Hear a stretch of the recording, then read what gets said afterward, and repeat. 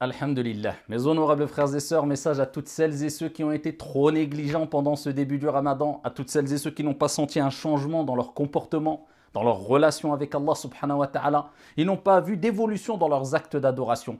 Pas plus de lecture du Coran qu'avant le Ramadan, pas plus de prières qu'avant le mois du Ramadan, pas une amélioration du comportement par rapport au comportement qu'on avait avant le mois du Ramadan, pas plus d'aumônes données pendant le mois du Ramadan qu'avant le mois du Ramadan, etc. La liste est longue. À toutes celles et ceux qui n'ont pas su profiter du mois du Ramadan, du moins des 2, 3 premières semaines du mois du Ramadan, eh bien sachez que nous nous approchons à grands pas de la meilleure nuit qu'Allah subhanahu wa ta'ala a créée. Laylatul Qadr, la nuit du destin. Et qui te dira, qu'est-ce que la nuit du destin? Khayrun min alfi shahr. Laylatul Qadr, la nuit du destin, ou la nuit de la grande valeur, la nuit honorable est meilleure que 1000 mois, meilleure que 30 000 nuits, meilleure que 1000 mois, meilleure que 80 années. C'est-à-dire que tout ce que tu vas faire comme acte d'adoration est meilleur que si tu le faisais pendant plus de 80 ans. Eh bien, celui qui va rater cette nuit sera privé d'un grand bien. C'est pour cela, Ayyuhal Akhyar, qu'il faut retrousser ses manches. Le prophète sallallahu alayhi wa sallam, lorsque venaient les 10 dernières nuits du mois du Ramadan, comme Aïcha, notre mère, radiyallahu anha wa ardaha, nous l'a dit, il serrait son izar, son pagne. C'est une image, comme on dit certains savants, comme si nous disions maintenant, aujourd'hui, il retroussait ses manches. Et ici, il veillait ses nuits en prière et il réveillait sa famille. Dans le but de trouver ce trésor inestimable, Laylatul Qadr, qui se situe dans une des nuits parmi les 10 dernières nuits du mois du Ramadan. Certes, les savants ont divergé. Un grand nombre de savants ont dit que c'est lors de la 27e nuit. D'autres ont dit c'est la 29. D'autres ont dit c'est la 25e nuit. D'autres ont dit, ce qui est sûr, c'est une nuit impaire parmi les 10 dernières nuits. En tout cas, bienheureux est celui qui aura fait des efforts les 10 dernières nuits parce qu'il sera sûr de tomber dans cette nuit-là, Inch'Allah. Et malheureux et humilié soit-il celui qui sera négligent pendant ces 10 dernières nuits, qui n'aura pas su profiter de cette dernière ligne droite, ce dernier sprint. C'est là où tout se joue, entre guillemets. Ayyuhal akhyar, Allah dit dans le Coran, Inna anzalnahu fi laylatil qadr. Inna nun al-azama.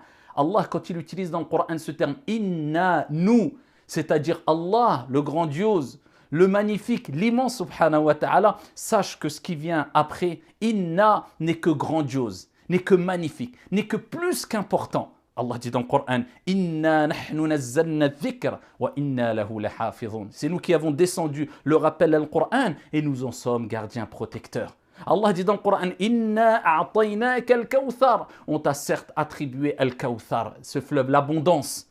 Inna anzalnahu fi laylatil qadr. Certes, nous avons descendu dans la nuit du destin. Donc Allah Azza wa Jalla nous rappelle que Allah subhanahu wa ta'ala a descendu lors de la nuit du destin Al-Qur'an, le Coran. Et il nous rappelle que le Coran ne vient pas du prophète qui vivait sur terre puisqu'il dit Inna anzalnahu, on l'a certes descendu. Al-Qur'an, fi laylatil qadr. Et qui te dira qu'est-ce que la Laylatul Qadr? Lors de la nuit du destin, Allah a révélé le Coran. Et qui te dira qu'est-ce que la nuit du destin? Appelée la nuit du destin, ou la nuit honorable, ou de la grande valeur, de la grande importance. Eh bien, on l'appelle aussi la nuit du destin. Pourquoi? Parce que lors de cette nuit-là, Allah subhanahu wa ta'ala, eh bien, révèle aux anges ce qui est inscrit dans Al-Lawh al-Mahfouz, la table préservée, concernant la destinée, ce qui va se passer tout au long de l'année pour toutes ces créatures, et il révèle cela aux anges. Les anges qui descendent avec ces ordres sages venant de la part d'Allah subhanahu wa ta'ala. Donc Allah a écrit toutes choses sur la table préservée. 50 000 ans avant qu'il crée les cieux et la terre. Ce qui s'est passé, ce qui va se passer, ce qui se passera pour toute créature. Mais les anges ont connaissance de la destinée de chaque créature qu'Allah a créée lors de la nuit du destin, la destinée concernant toute l'année. L'année jusque le début de cette année, jusque cette nuit-là, jusque l'année suivante. Et ça nous rappelle que les sciences, les anges, eux-mêmes ont une science limitée. Et que la science d'Allah subhanahu wa ta'ala est parfaite et sans limite. Inna anzalnahu fi laylatil qadr. On a certes révélé, descendu lors de la nuit du destin. Al-Qur'an, dans un autre verset, Allah Azza wa Jalla, il dit Fiha yufraqu kullu amrin hakim. Lors de cette nuit-là, eh bien, est destiné tout ordre sage. Inna anzalnahu fi laylatil qadr. Wa ma adraka ma laylatul qadr. Et qui te dira qu'est-ce que la nuit du destin? Laylatul qadr khayrun min alfi shahr. Cette nuit-là est meilleure que 1000 mois. Tanazzalu al-malaikatu war-ruhu fiha bi'idhni rabbihim min kulli amr. Les anges descendent. Et avec eux, Jibril alayhi salam. Les anges descendent, ainsi que l'esprit. Beaucoup d'exégètes ont dit l'esprit, c'est l'ange Michael, l'ange Jibril, Gabriel alayhi salam, lui-même qui descend. Avec une grande quantité d'anges sur la terre. Le prophète alayhi salatu wassalam nous dit, comme il est relaté dans le hadith rapporté par Ahmed et d'autres, cette nuit-là, il y a sur la terre plus d'anges qu'il n'y a de cailloux sur la terre. Allah.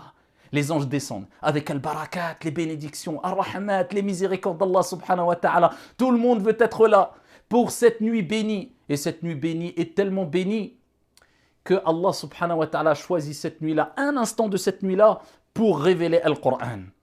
Et le Qur'an est tellement béni qu'il a laissé un impact indélébile de bénédiction lors de cette nuit jusqu'à la fin des temps et au-delà. Inna anzalnahu fi laylatil qadr. On a certes descendu Al-Qur'an lors de cette nuit bénie. Qui va profiter de cette nuit comme il se doit? Et comment profiter de cette nuit comme il se doit? En lisant beaucoup le Qur'an, en faisant des prières surérogatoires.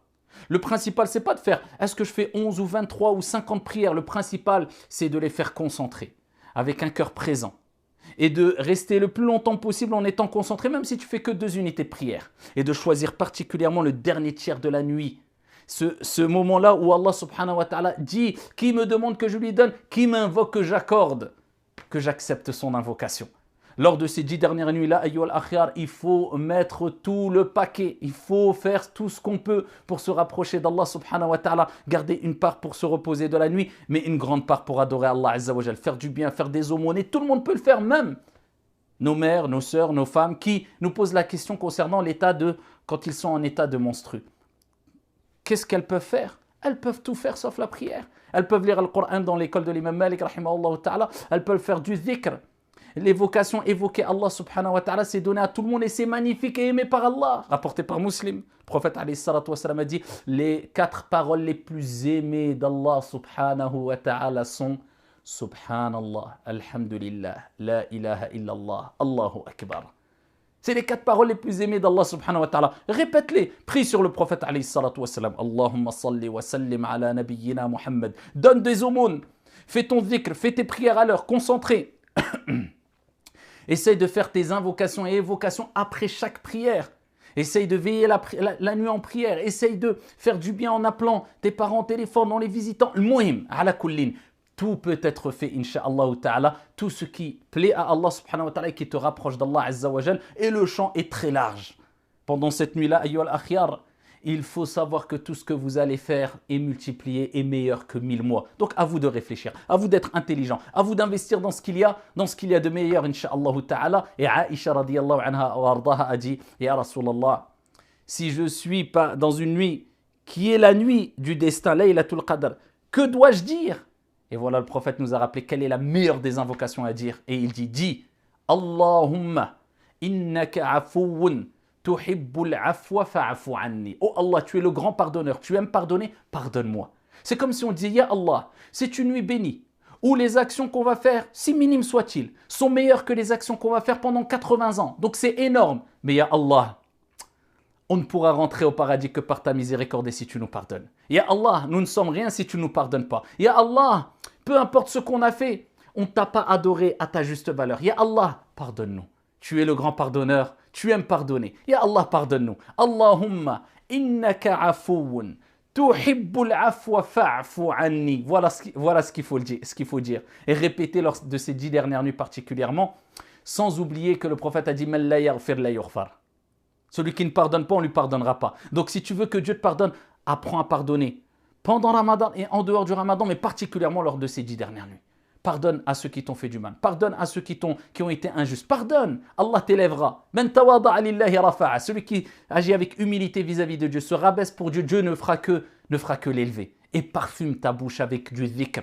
Et regardez le prophète sallallahu alayhi wa sallam ce qu'il nous dit. Il nous rappelle qu'Allah azza wa jal a dit que la mauvaise haleine du jeûneur est plus agréable auprès de lui, auprès d'Allah subhanahu wa ta'ala, que le musc, l'odeur du musc. Ça, c'est ce qui sort de notre bouche et qui est désagréable de manière naturelle, bien sûr, pendant Ramadan.